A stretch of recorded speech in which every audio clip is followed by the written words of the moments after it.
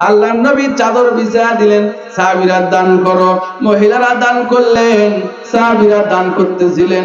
হযরত ওমর রাদিয়াল্লাহু তাআলা আনহু তিনি মনে মনে চিন্তা করলেন, আজকে আমি আবু বকরকে দান করে হারায়া দিব। কারণ আবু বকরের চাইতে আমার সম্পদ বেশি, আমার টাকা বেশি, আমি আবু বকরকে আজকে দানে হারায়া দিব। ভাইরা আমার, দুইটা ক্ষেত্রে হিংসা করা যায়, একটা দানের ক্ষেত্রে আর একটা পড়াশোনার ক্ষেত্রে। কেউ যদি 500 টাকা দেয়, হিংসা করে বলতে পারেন আমি 600 টাকা দিব।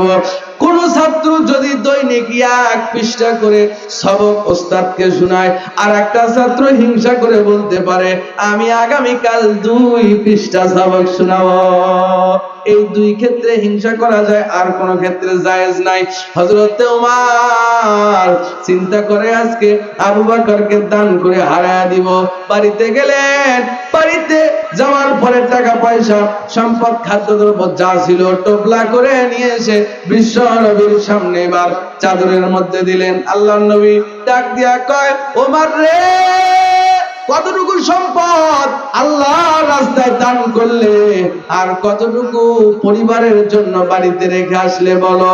হযরতে ওমর ডাক দিয়া কয়, ইয়া রাসূলুল্লাহ, আল্লাহ আমাকে যে সম্পদ দান করেছে, যতটুকু সম্পদ দান করেছে নবী গো, অর্ধেকটা সম্পদ আমি আল্লাহর রাস্তায় দান করে দিলাম। জোরে বলেন সুবহানাল্লাহ। 5 বিঘা জমি থাকলে 2.5 বিঘায় দান করে দিয়েছে।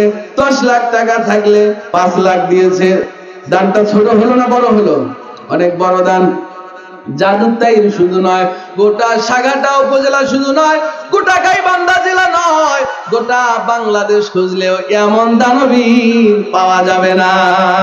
সম্পদের অর্ধেকটা দিয়ে দিয়েছে। কিছুক্ষণ পর হযরত আবু বকর ছোট্ট একটা টোপলা নিয়ে এসে এবার চাদরের মধ্যে রাখলেন। মনটা বড় খারাপ, গরিব মানুষ বেশি দান করতে পারে নাই। নবী আমার ডাক দিয়ে বলে, আবু বকর, কতটুকু সম্পদ আল্লাহর রাস্তায় দিলে, আর কতটুকু বাড়িতে রেখে আসলে বলো।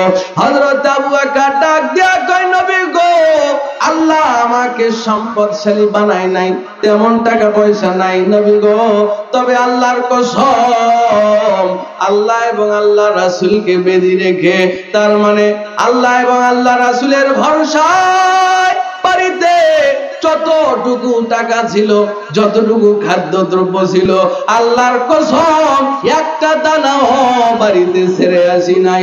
সমস্ত সম্পদ, সমস্ত টাকা পয়সা আমি আবু বকর আল্লাহর রাস্তায় দিয়া দিলাম। জোরে বলেন সুবহানাল্লাহ। বলেন।